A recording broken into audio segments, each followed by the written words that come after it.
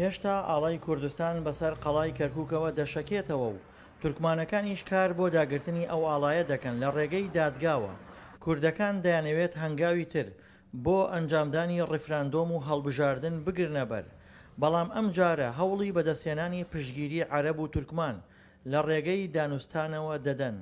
بەئەکید جار ڕیفراندۆم لە ناوچەکان دەکرێت، لە ناوچە کوردستانیەکانی دەرەوە ئیداری هەرێم لەم بەدرە و جەسانەوە دەیگرێتەوە هەتاکو ئەو ناوچانەی کە ئەمڕۆکە لە ژێر ئیدارەی حکوومەتی هەرێم نین گشتیان نەگرتووە. لەوانەیە لە هەندێک شوێن وەکو مەسەن با بڵێن لە بەدرە و جەسان بیان لە شوێنی دیکە بێتن ڕێگری بکرێت، بەڵام گرنگەوەی ئێمە سندوقە بینێنە وەکو بەڵگەیە کە ئەم ناوچانە ناوچەی کوردستان. عەرەبەکان بۆ ڕازیبوون بە ڕیفراندۆم گرنتی پێشوەختیان دەوێت، تورکمانیش هەوڵی بەهێزکردنی پێگەی خۆی دەدات. بڕیاریشە ئەو دوو پێکاتە لەگەڵ بارزانیدا کۆ ببنەوە کە مەرجی تورکمان ئەنجامدانی کۆبوونەوەیەکی دوور لە میدیایە. ئیدارەی کەرکووکیش نەتەوە یەکگرتووەکانی لە ئەنجامدانی ڕیفراندۆم ئاگادار کردوێتەوە. دکتۆر ئاگاداری ئومەم متحیدەی کردەوە کەوتی لە کەرکووکە ڕیفراندۆم ئەنجامە درێ و ئەبێ هەموو نەتەوەکان تیا بەشدار بە نەئیش بێت.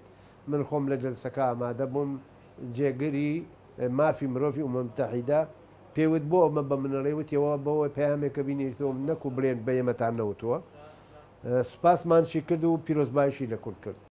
لە کاتێکدا کورد هەوڵی ڕازیکردنی تورکمان و عەرەب بۆ ڕیفراندۆم دەدات، پەرلەمانتارانی تورکمان دۆسیەی هەڵکردنی ئاڵای کوردستانیان لە کەرکووک بردووەتە دادگا و ڕێبوار تاڵەبانی لەسەر ئەو مەسەلە دادگایی دەکرێت.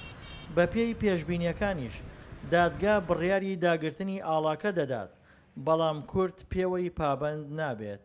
یەکێک لەوانەکەوە محکەمەکردنی سەرۆکی ئەنجومەن و بدرێتە دادگا، ئەمە شتێکی خراپە. ئێمە کاتێ ئەمە ئەنجامەدرێ ئەبێ محکەمەی دەولە بزانێت کە خەڵکی شارعی کورد بێدەنگ نابێ ئەگەر بەرەو ئاراستەیەکی خراپ بڕوا. جیاواز لە هەوڵەکانی تریش وەفدی هاوبەشی لایەنە کوردیەکانیش گەڕێکی سەردانیکردنی لایەنە تورکمانی و عەرەبیەکانیان دەست پێ کردووە و دەیانەوێت بۆ ئەنجامدانی هەڵبژاردن لە شارەکە ڕازیان بکەن. لایەنە سیاسە کوردیەکان لە شاری کەرکووک کۆکی نەسەوی دەبێت هەڵبژاردن لە کەرکووک ئەنجام بدرێ. بۆ ئەمە بەستش گفتوگۆ لەگەڵ لایەنە تورکمانی و عەرەبیەکان کراوە بێ تاوە کاتەگینە سیغەیەک بۆ ئەوەی کە هەموو لایەک ضەمانەتی پێ بدرێ کە ئەو هەڵبژاردنە لە کەرکووک ئەنجام بدرێ و لە پەرلەمانی عێراقیش تەسووتی بۆ بکرێت.